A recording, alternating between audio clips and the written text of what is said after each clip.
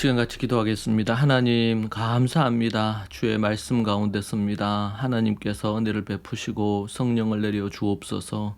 진리 가운데 서게 하여 주옵소서. 오늘 이 하루도 성령님의 인도하심 따라 살게 하옵소서. 예수님 이름으로 기도합니다. 아멘. 우리 찬송가 190장 함께 찬양하겠습니다. 찬송가 190장 함께 찬양합니다.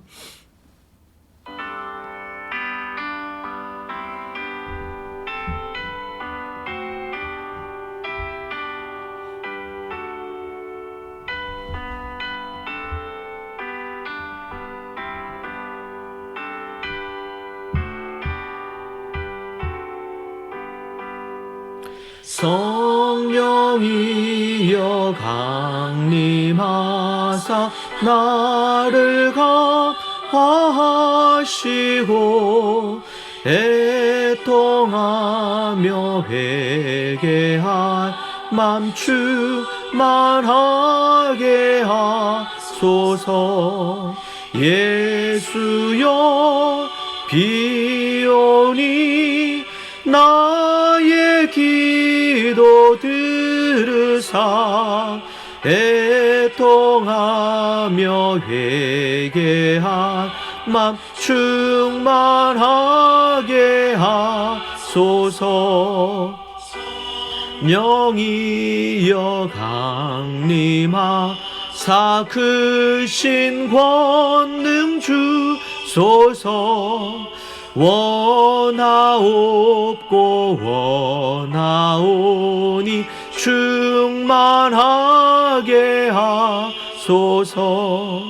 예수여 비오니 나의 기도 들으사 애통하며 회개한 맘 충만하게 하소서.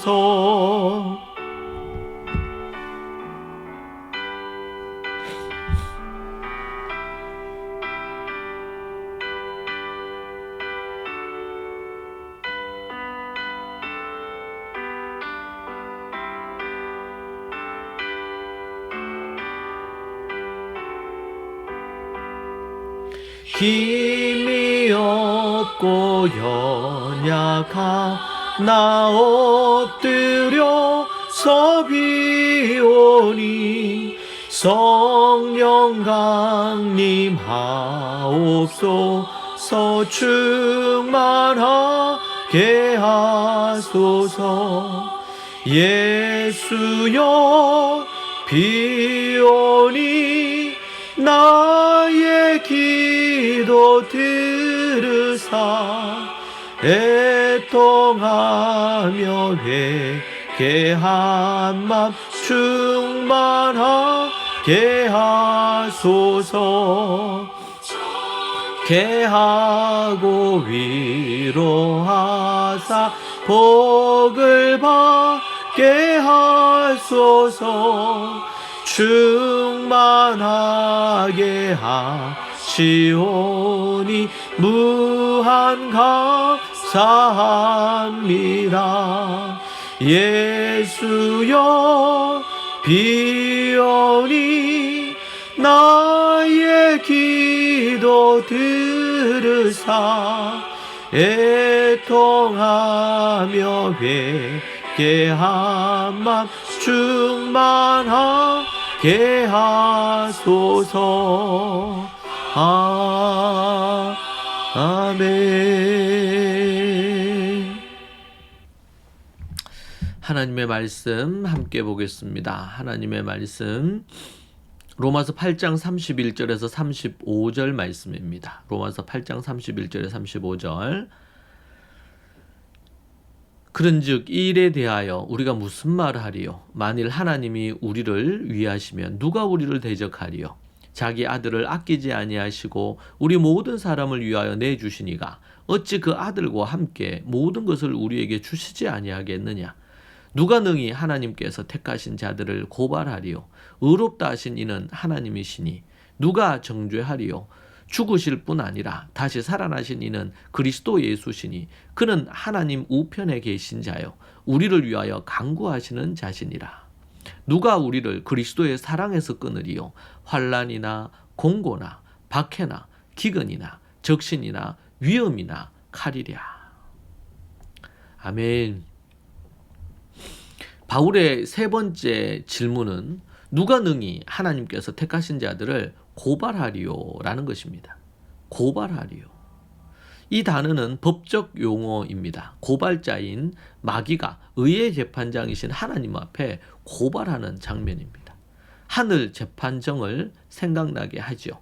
욥기와 계시록에 보면 이 하늘 법정이 나옵니다. 사탄은 성도의 삶을 보며 여전히 고발할 것이 있음을 압니다. 호시탐탐, 죄악이나 더러움 등을 건수로 잡아서 고발하기 일쑤지요.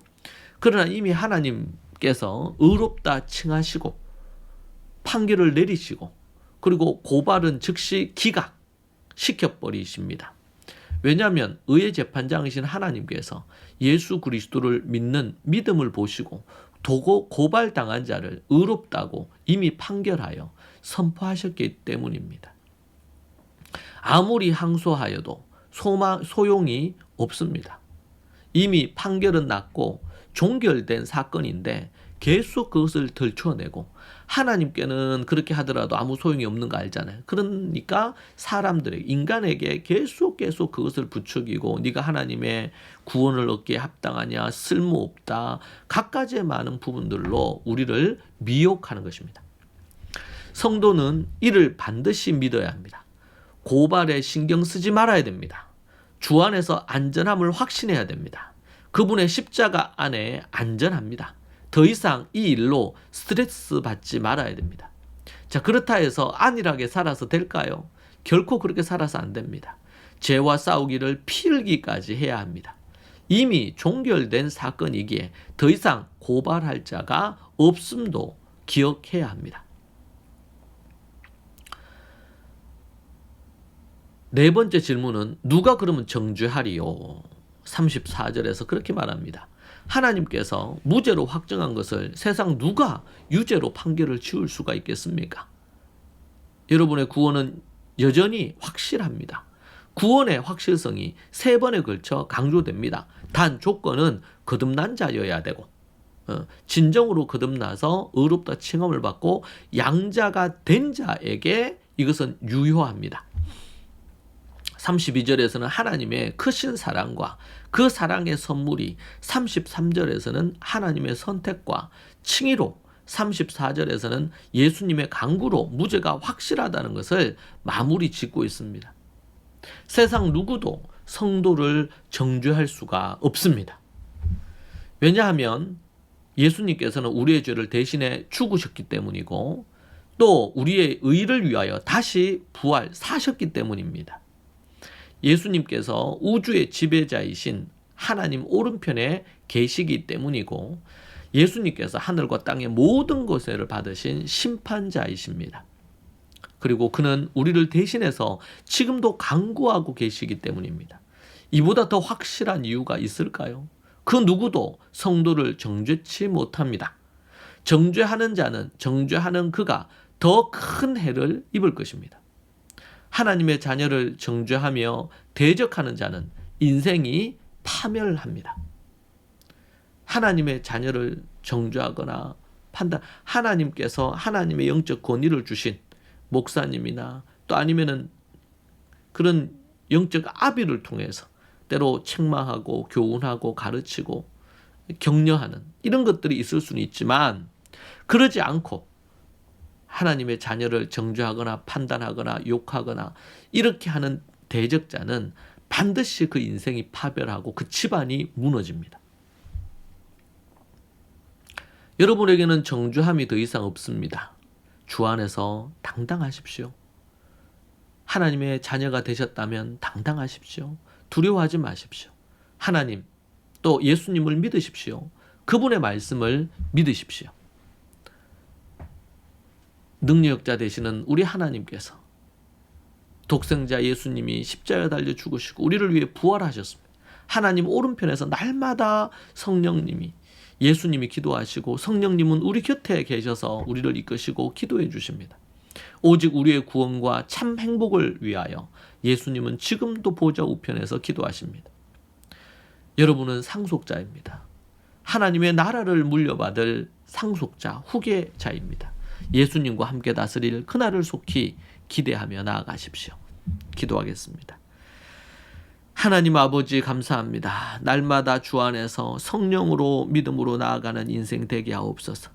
하나님의 그 사랑에서 우리를 결코 끊을 수 없고 하나님의 상속자여 자녀된 우리를 정죄하고 판단할 자가 없음을 알고 오직 겸손히 주의 계명과 율례의 말씀을 쫓아 살아가는 인생이 되게 하옵소서. 주께서 역사하시고 인도해 주시기를 원합니다. 아버지 하나님 함께하여 주시옵소서. 예수님 이름으로 기도합니다. 아멘. 이 말씀을 붙들고 우리가 함께 기도하겠습니다. 혹 사로잡혀 있는 정죄와 판단과 아버지 갖가지의 많은 것에, 사람들의 갖가지의 말에 아버지 하나님이여 우리가 요동하지 아니하고 믿음으로 담대히 나아가는 인생 되도록 기도하고 나아가면 좋겠습니다. 기도하십시다. 주여 주여 하나님 아버지 주여 인도하여 주시고 붙들어 주옵소서. 아버지 하나님의 은혜와 능력 가운데 서게 하시고 성령으로 충만하여 이미 성령님이 우리를 보증하시고 확정하신 것을 알고 담대히 서 나아가기에 부족함이 없게 하옵소서.